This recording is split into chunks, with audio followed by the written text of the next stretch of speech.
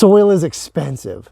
Be it potting mix, a container mix, or even fill for your raised beds, if you container garden, you know that replacing this stuff every year is not cheap. But we don't have to throw that old soil away. There's a couple of things that we can do to fully repurpose and recycle that soil to good use. And on top of that, there's 2 more ways to recharge and revitalize that old spent soil into a new killer potting mix. So let's dig into it.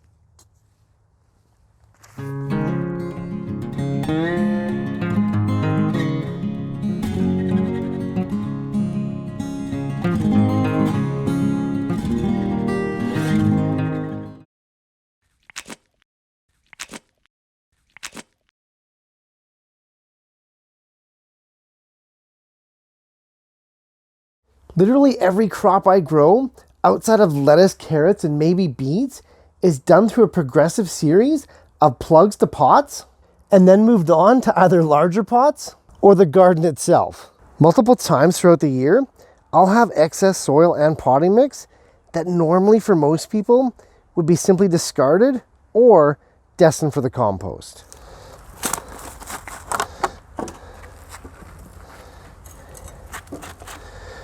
Rather than throw away that spent soil, let's look at 2 ways that we can reuse it to save both time and money.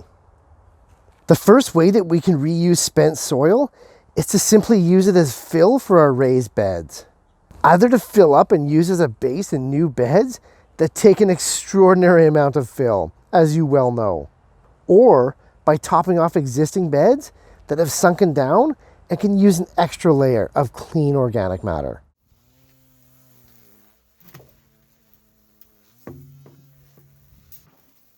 When simply using the old soil as a fill, you can empty the pots, weeds and all, into a wheelbarrow for ease of transport.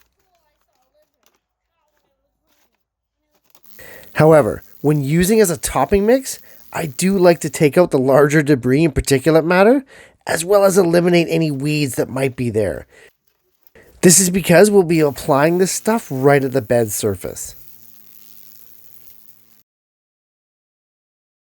Looking closer, you can clearly see that there's nothing wrong with this potting mixture, and it's almost silly not to repurpose it. The second way that we can repurpose old spent soil is to place it in the bottom of new pots that we're about to put new plants in.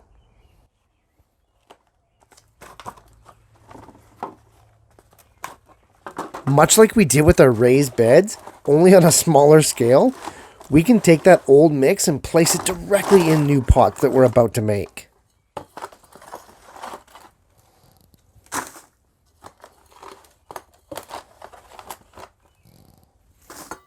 We can fill the bottom of the new pots that are about to be planted anywhere from 25 to 30% with that old soil. After just a few large pots, this can save you a massive amount of new potting mix that we won't have to buy or make. Simply fill the bottom of the new pot with 1/4 or even up to 1/3 of the old soil mix, and then plant like you normally would with your new fresh mixture, and you're good to go. The plants won't know the difference, and you've just saved yourself 30% of your input cost.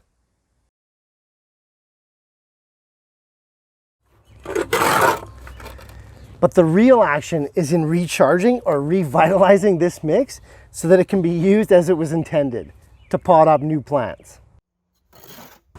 The most widely used method to recharging spent soils is to mix them at a specific ratio with a new potting mix. Commonly, 1/4 to 1/3 of the old soil is used, with 3/4 to 2/3 of the new soil. We mix the two together to bulk up the new mix as well as extend the life of the old. Because the old soil is mostly inert, this is a great way to recharge it with some new life, as well as a proven method to bulk up and make your new potting soil go further. The ratio in which you choose to mix will depend on the condition of your old soil. When soil is used to grow plants, it changes in both composition and structure. Plants themselves will use up the nutrients and soluble elements in the soil as they grow and produce. Furthermore, watering your soil washes out even more nutrients, as well as particulate organic matter. This leaves us with a relatively inert, sometimes sandy mixture. So if your spent soil is particularly old, crusty, or even hydrophobic, don't be shy about increasing that ratio to even 50-50. The second way to revitalizing old soil mixes is to simply add back to them the amendments that make potting in container mixes so great in the first place. In order of preference, I add amendments like alfalfa meal for natural nitrogen and plant hormones, rock dust for soil remineralization, oyster flakes for extra calcium, canola meal for more natural nitrogen, rock phosphate for the only organic phosphorus available, Epsom salts for magnesium and sulfur, and both dolomite lime and elemental sulfur for pH control. Pre-mix your preferred amendments together to allow for a more even application. Two more amendments that are worth mentioning are worm castings if you can get them, and of course, good old compost. On top of the amendments that we just added, because the overall structure of the soil has likely changed due to all the watering, we're gonna have to add back in a light organic base as well, usually in the form of coconut fiber or peat moss. Because of the unsustainable nature of the way peat moss is harvested, I do try to use coconut fiber wherever possible. Keeping track as you go along, try to make the ratio of the old soil to the amendments plus organic base to hit that ratio that you're after.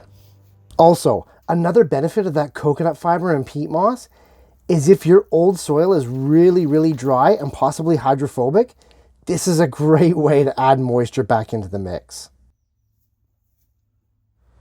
Whichever method you choose, whether to reuse or revitalize your spent container soils, just know that there's always an avenue out there to recycle that lovely dirt.